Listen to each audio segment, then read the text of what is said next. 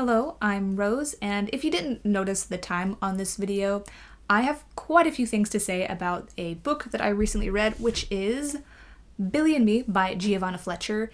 If you don't wish to hear just any sort of criticism on this book, then please exit stage left. I do have quite a bit that I can talk about before I get into spoilers, so let's do that. And I'm not going to hold this up the entire time, so there you go. I really wanted to like this book. I really did. Based on the synopsis and all, gotta hold it up. And the cover design, I knew that this was going to be cheesy. I knew that there were going to be cliches, maybe some predictable things happening, characters, all that stuff. But that's not necessarily a bad thing. I think cheesy cliches and even predictable stories can be done well. I just didn't think it was done well in this book. I think a big part of that was because I wasn't a fan of the romantic leads, Sophie and Billy. In the end, I felt kind of indifferent towards Billy, and for Sophie, while I didn't hate her by any means, I really wasn't a big fan of her either, especially as the story went on and even in the conclusion of the story. So this book, it follows Sophie May, a 25 or 26-year-old woman who lives in a small village called Rosefont Hill in England, and she works at a tea shop with her boss and best friend Molly.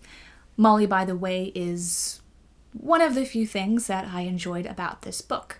The romantic interest, Billy Buskins, swoops into Sophie's life when a film that he is working on happens to be set in this particular little village, and cue romance, and before you know it, and I mean that truly, Sophie pretty much drops everything and she moves to London with Billy while he continues to grow and cultivate his acting filmography.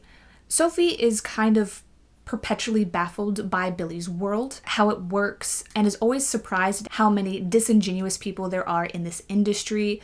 While I've never been to Hollywood, I've never worked there, I've never worked in the film industry, I do feel like the amount of fake people that Sophie in particular comes across and interacts with, it seemed a little bit exaggerated, I think for drama's sake. Or that aspect could be true, I don't know. But anyway, for the most part, Billy does try to make Sophie not only understand the industry that he works in, but make her comfortable in it too. Does he do a great job of this? I do think he legitimately tried. And without getting into specifics, you can tell that Sophie is never fully comfortable with all of it. At least not in my eyes. I think that's all I can tell you about the plot without getting into specifics. So let's touch on my main issue, the romance. Then we'll get into some of the characters. Still, no spoilers.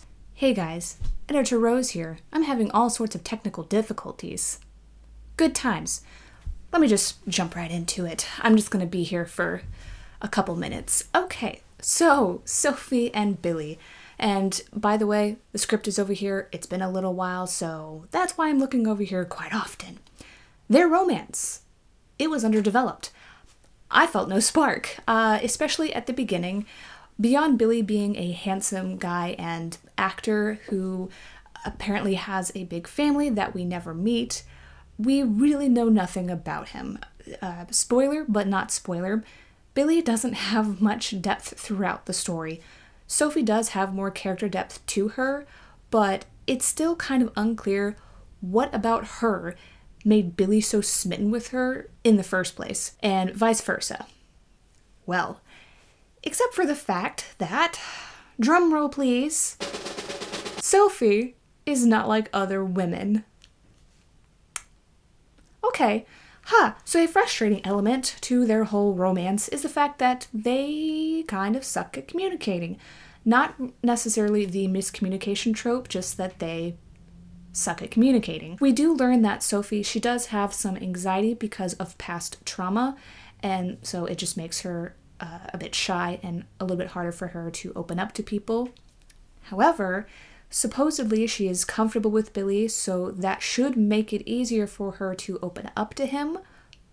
But no. Also, Billy was either weirdly kind of oblivious to how Sophie truly felt, and or he was just not good at getting Sophie to open up to him and talk honestly about her feelings to him, with him. Cue my frustration. Also, just a thing. Sophie is kind of a doormat through the whole book. So there's that. Hold on. Scrolly this. Yes, perfect. In line with the romance, but also just touching on the writing. Something that I was questioning in the back of my mind throughout me reading this book was whether or not Giovanna Fletcher meant for this book to be as women's fiction or a YA romance novel. There were just several times that her word choices, how characters would act and say things, and just the overall fact that this book is quite vanilla, it just made me question which demographic Giovanna was trying to please. I am an adult, and I was not pleased. Sophie and Billy are adults, but both of them, and especially Sophie, just numerous times came across as juvenile, immature, and sometimes a bit overdramatic.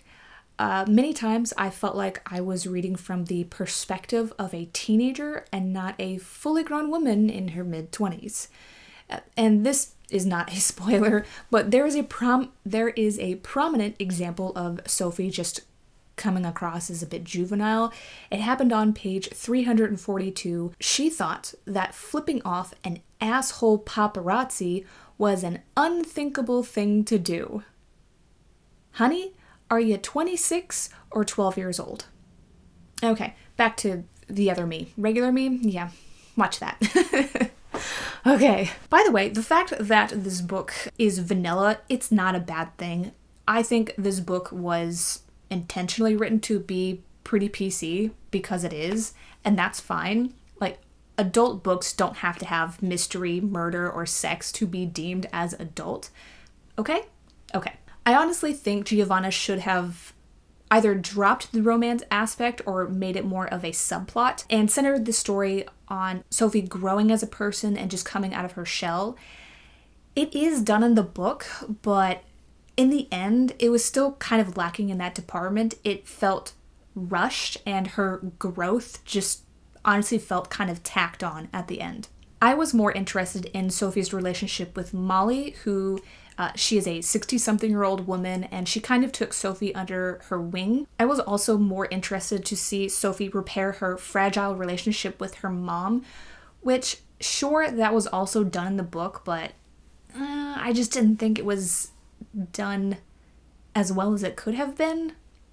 That's just me. So basically, I was interested in the platonic relationships of this book and not really the romantic relationship of this book. To clarify, for me, any deep topics were never explored as far as I think they could have gone or what I think they deserved.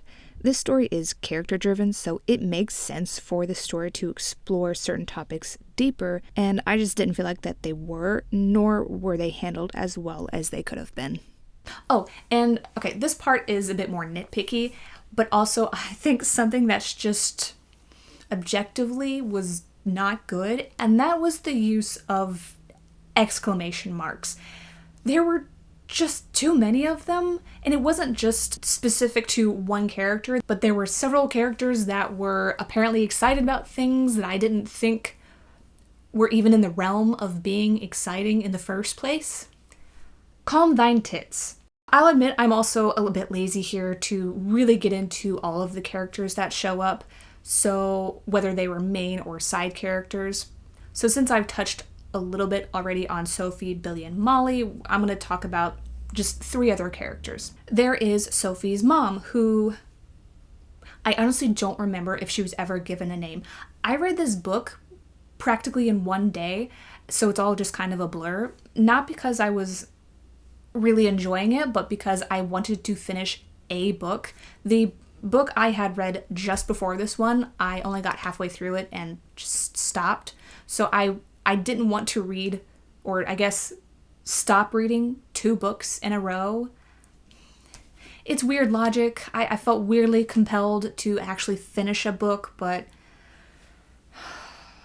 moving on. So beyond knowing that Sophie's mom also carries trauma from her past and being a librarian, we don't really get much more than that.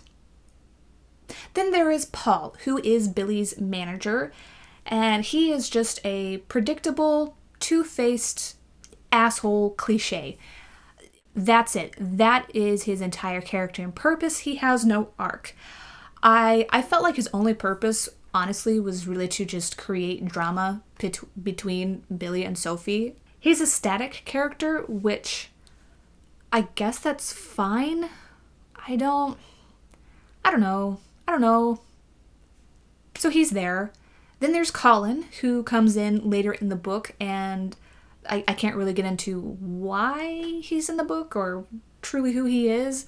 But in any case, we're mostly told about Colin, and we're not really shown him in action, so to speak. So he just didn't really feel like a fully fleshed out character, at least to me. Yeah, I think that is all I can really discuss without getting into spoilers, although that was quite a bit.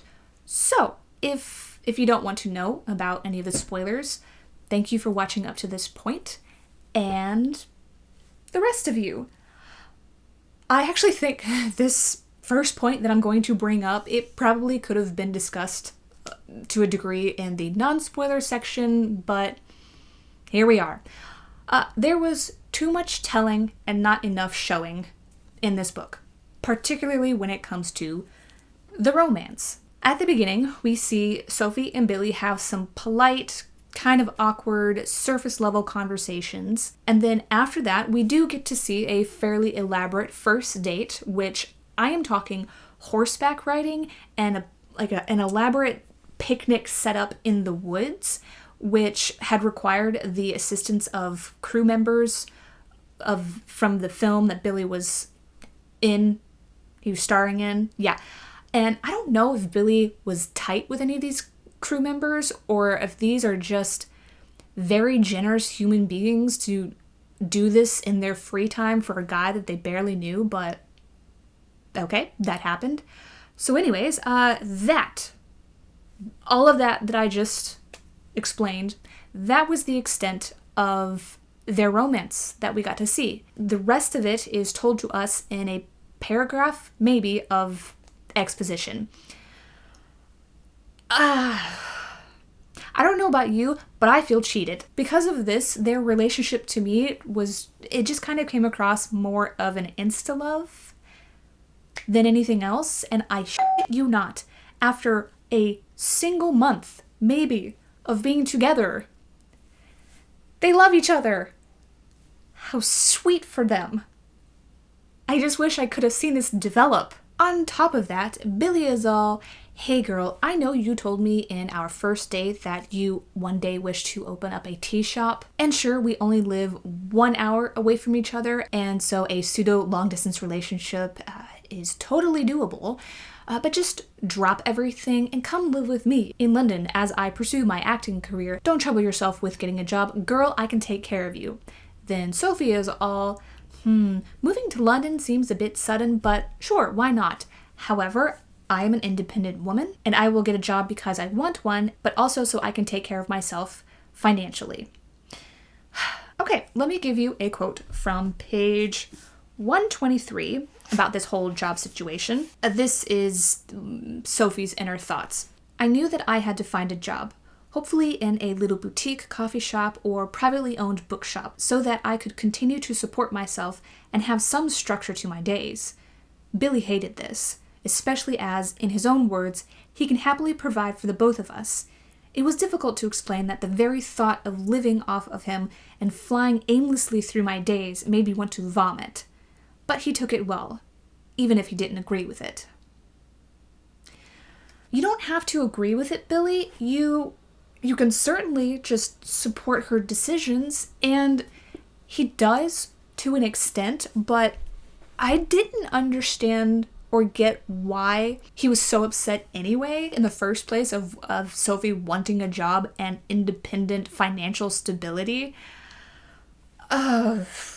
Looking back though, I think I do understand it. I think I do know why, and the only way that I can figure to explain it is Billy wanted Sophie's support 24/7, 100% of the time. That's what it turned into. Sophie eventually quits / is fired from her job that she got at a coffee chain store after some amount of months. She worked there some amount of months. The time frame wasn't really clear. But I really do think that Billy didn't have any ill intent or bad intentions in any way in this situation. For him, he just genuinely wanted Sophie to be in his life, to experience what he's experiencing because he wanted her to be included. Does that make sense? I hope so.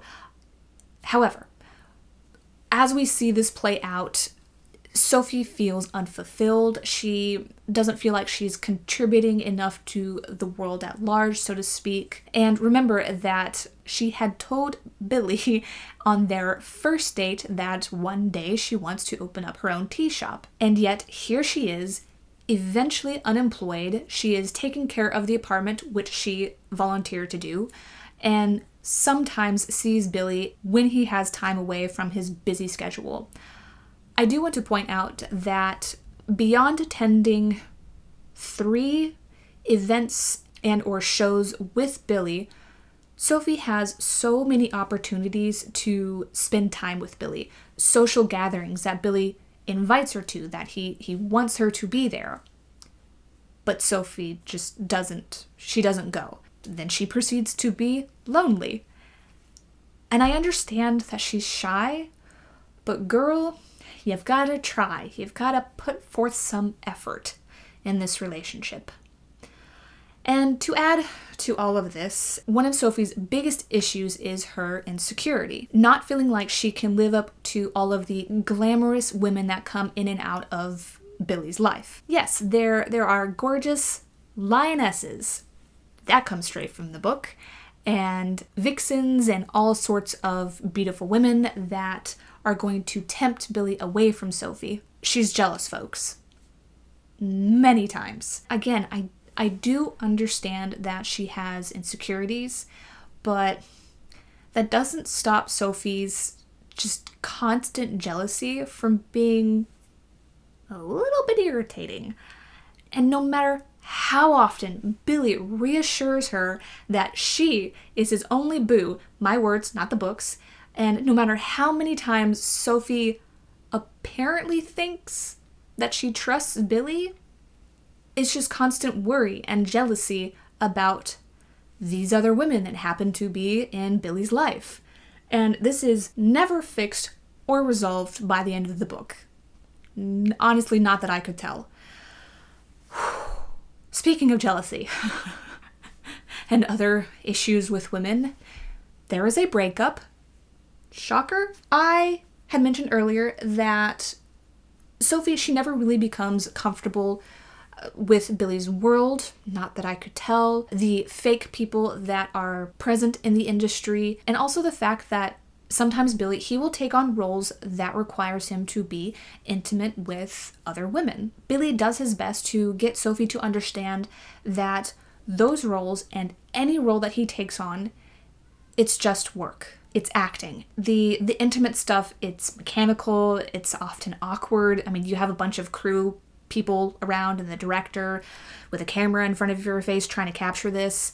And I do think he does try to get her to understand that he can separate himself from the character that he's playing and who he is. He can basically leave it at the door, you know? Yeah, it doesn't work. It all comes to a head when an ex of Billy is cast as his leading lady, and the film has some sex scenes. Billy has Sophie come onto set multiple times to at least try and ease her worries, and I think predictably that backfires. Billy and his ex, they're being awkward and things aren't really going well, and the director is becoming frustrated, and at some point he basically says, "Fuck it, lick a nipple, I don't care, do something to create some heat for the love of God." Billy, though still uncomfortable, he licks a nipple, Sophie freaks out, cue argument, yada yada. And then later on, Sophie, she accuses Billy of changing, being selfish and narcissistic, and not the, I guess, sweet guy that she had met at the beginning. Okay, cool, alright. Quick question. Since when? I had never seen Billy be this super changed person that Sophie is claiming him to be. Busy? Yes, but not changed. As a reader, I do think that objectively it was initially selfish of Billy to ask Sophie to just pretty much pause her life to come and support him in his career and his life to an extent, because Sophie had a choice in all of this and she agreed. And which, yes, this does lead into her kind of losing sight of her own dreams for a little while. But I think Billy's desire for her to simply be around him, I think it came from a good and caring place. He did actively try to make sure she was comfortable and okay so many times. This is where Sophie being kind of a doormat comes into play, and just her often not speaking up about how she feels just in general, pretty much because she didn't want to rock the boat. And that was another thing that bothered me. I got the sense that Sophie expected her relationship with Billy to be easier, to run more smoothly, most if not all of the time. I'm sorry to break it to you, honey, but relationships, romantic or not, they take work and communication, which you've shown that you kind of suck at for the entire story. At least to me. Okay, so let's bring this back around to the whole breakup part, which there was a whole other messy bit dealing with the ex being a deceiving asshole, but really the main reason that Sophie wanted to call it quits, or at least pause with Billy, is because, according to her, Billy had changed. Again, girl, you're lacking some receipts, and I'm just being real here, folks. Sophie could not handle Billy being intimate, even if it's acting, with any woman. The pseudo-spontaneous nipple lick is what broke the camel's back. Side note, Billy did make a hypocritical statement that if the tables were flipped and if Sophie ever had to be intimate with another guy, even if it's acting, he wouldn't like that. And I don't know what the point of that confession was, because if anything, it just kind of makes the entire situation that much more frustrating and frankly confusing. Okay, but at this point, let me try and wrap this up a little quickly. I've touched on most of what happens in this book. Not everything, though it feels like I have, but I have not, nor do I want to, so I'm gonna go a little lightning speed here. So, Sophie, she goes back home, heartbroken. She soon finds out that Molly has cancer and is dying. Molly didn't tell anyone about this, that she had cancer, because she just didn't want to be a burden to anyone. That's her choice, but Molly and Sophie they are able to get a little bit of closure before Molly does sadly pass away. In her will, she gives Sophie the tea shop, which weirdly shocks Sophie.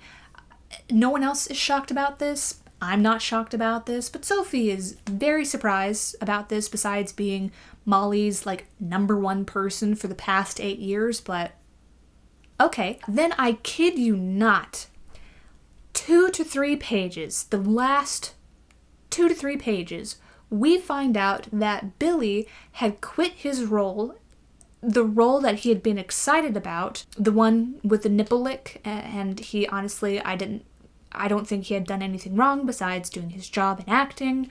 But yeah, he quit that, and he has decided to take a break from acting for a year or two because, gosh, he had just changed as a person. He had become someone he didn't want to be. Again, I ask, bish when? Translation, he is putting his career on hold when he had been gaining great momentum in his acting career and in a field that isn't always forgiving, but okay. And who did he do this all for? Sophie, of course. I gotta tell you, at this point in the book, I didn't really feel like Sophie deserved this particular turnabout from Billy, but, you know, you've got to have the lovebirds come together by the end of the book, just no matter what. Yeah? Okay. Personally, I think Billy, he could have still continued to work, just taken on less jobs, and Sophie could have definitely run her tea shop, because these two live 1 hour away. Just 1 hour. They don't live in two completely separate countries. I really think they could have made that small distance work, but okay. I would also like to point out, it was a really random thing that happened at the beginning of the book. So Sophie, she has panic attacks. She's had panic attacks since the age of 11 when her dad was sadly killed in a hit and run. And Sophie's secret, by the way, Sophie May has a secret, is that she feels guilty of her dad's death. She had asked him to go out and get marshmallows, and so just because of this, she feels responsible for his death when she doesn't need to, nor should she, but everyone deals with death in their own way. I didn't get why Sophie's secret was made to be a thing in the first place. The synopsis basically says, oh, what's going to happen when her secret gets out? The answer is Sophie is only supported and consoled by those close to her. She finally finds some closure and middle ground with her mother that, from both parties, but especially the mom, have been distant. Was there supposed to be negative backlash for this?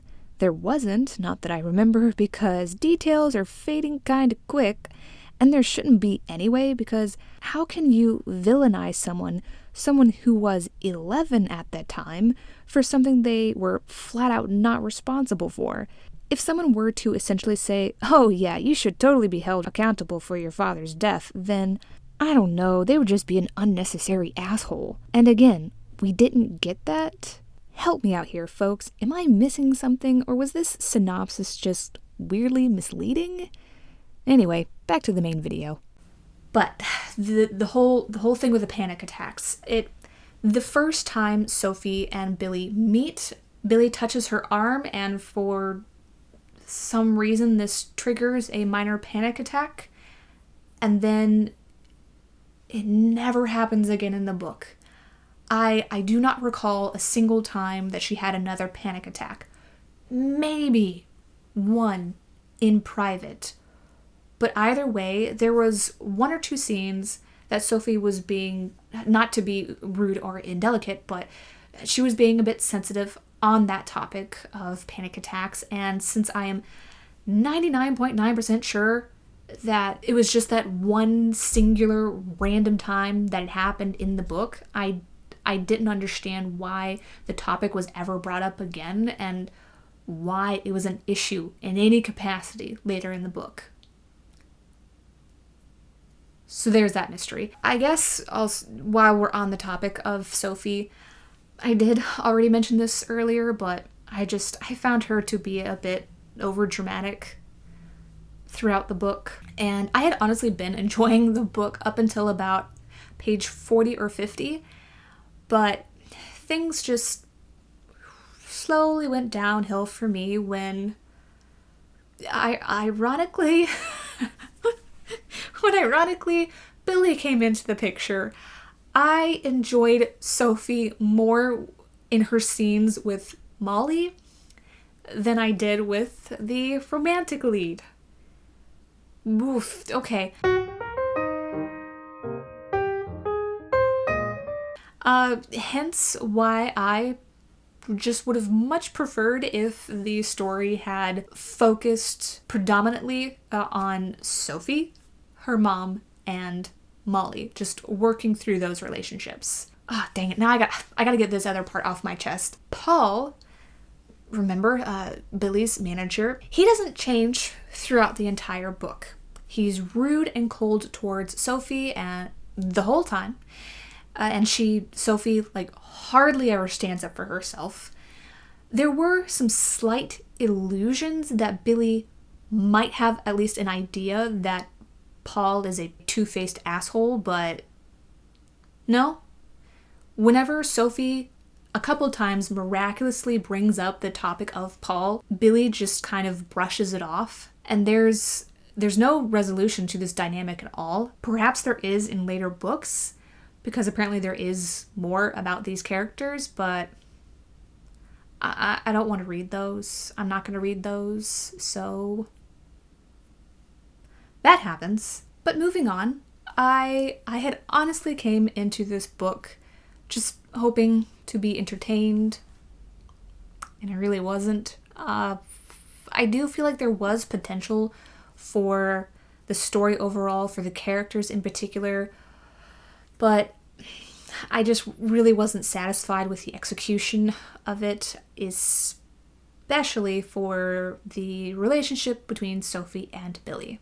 I think the message of this book is to not lose sight of your own dreams for the sake of love, and while Sophie, she does get back on track of that by the end of the book, Billy ends up doing exactly that thing. There's some bullshit reasons tossed around, but in my eyes, Billy stops his career for Sophie. The author didn't set it up to where I think it was believable that it needed to be done or should have been done. But that's just me. This book, it was just not for me for all of the reasons that I just gave. If I had to rate this, I would give it 2 out of 5 stars. While I can't say that I would really recommend this book, but I'm not recommending this book. So I guess just you do you. I will say I do feel just a little bit better on getting all of this just out of my body and soul. I clearly had some frustrations, and it did feel nice to vent them to a degree. Okay, that was a lot. If you wish to discuss this further, if you agree with some of my points or disagree, we can chat about that in the comments below. But yeah, I think that's it. Thank you all very much for watching this, and I hope you're having a wonderful week. I will see you all in my next video. Hopefully something a little bit more positive. Should be. We'll see. Bye! Okay, bye-bye.